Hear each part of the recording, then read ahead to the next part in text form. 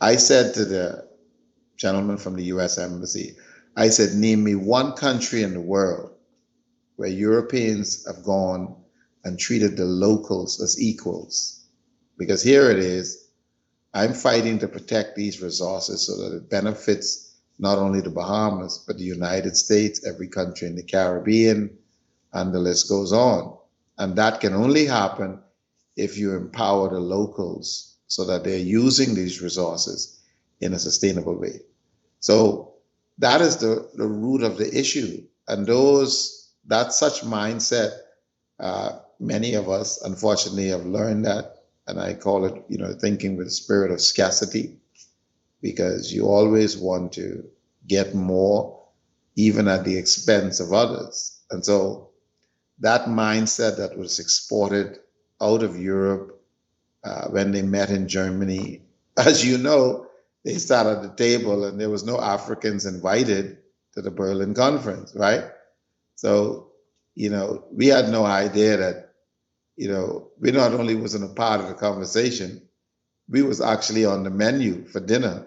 And so they, That is how the European understand justice. For them, that is yeah, justice. when you look at someone saying, oh, we're gonna blacklist, Jamaica for banking, and we're gonna blacklist the Bahamas and Trinidad, but yet you think about hundreds of years of extracting trillions and trillions of dollars of resources out of the continent of Africa, and it can be in all these European banking systems. But of course, in their mindset is that's not stealing. They are professional bankers, wearing suits and ties.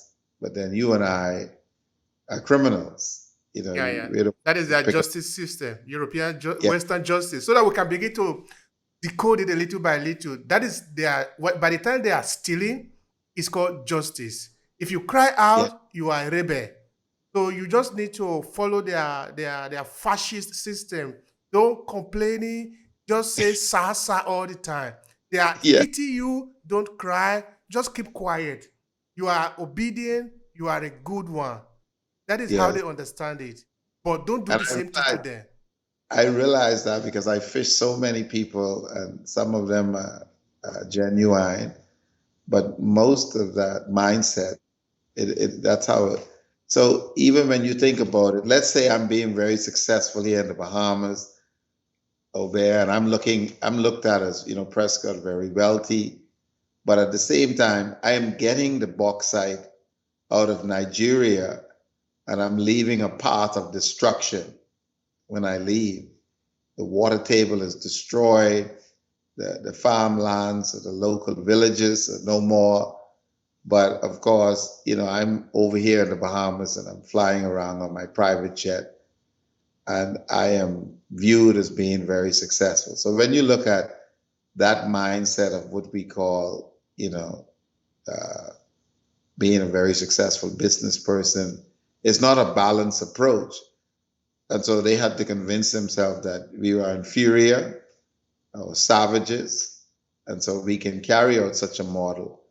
But I always refer to Norway. Here is Norway with all this resource that they have. And they don't complain about Norway uh, using these resources to benefit every Norwegian citizen. But it's a problem if African use their resources in that way. So you go into Norway, you see that if somebody wants to go to Norway and drill for oil, the government tells them right off the bat that 75 to 78% belongs to the Norwegian citizens. But you go to South Africa, you see a different model. You see millions in shantytown, going half a mile underground in shafts. They can barely feed their families.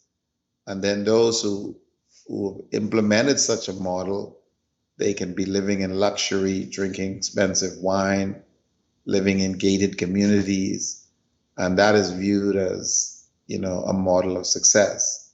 So that is what I've come to the conclusion that, and that is what really made me passionate about a true model of conservation, because even for the most part, and I met some genuine persons in it.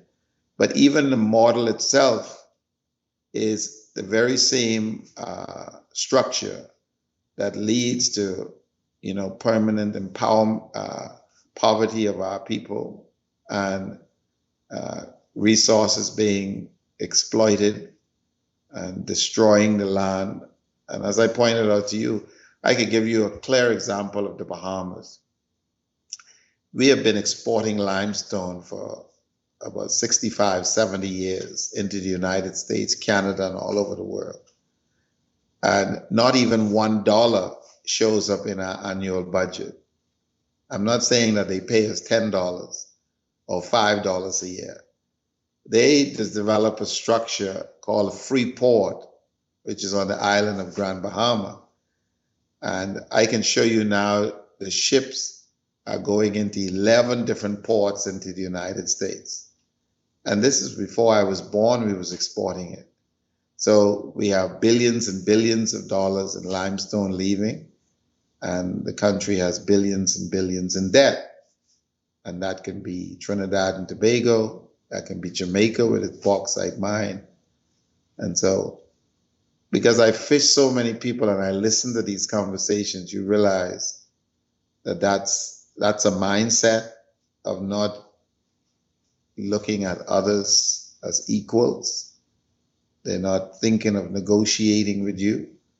But you said something that was very powerful earlier. I always tell people, if you know such a mindset, why are you expecting the solutions to come from such mindset?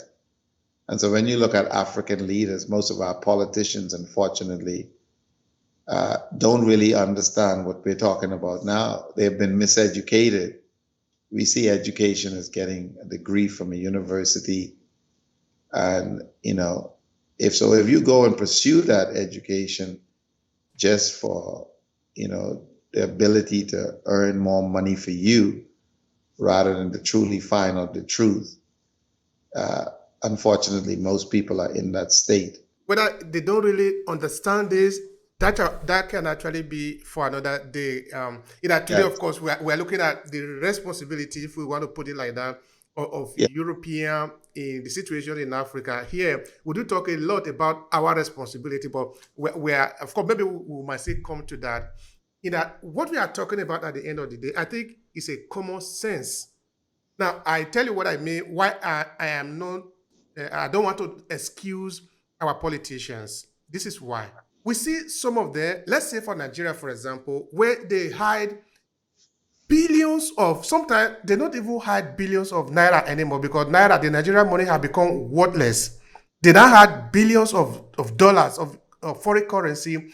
They are not investing it anywhere. They just load it in a house so that when they need it, they can go there and spend it. So the money is not circulating in the Nigerian bank because, of course, you cannot justify it. So the question is this one. What do you need to understand that what you are doing is wrong?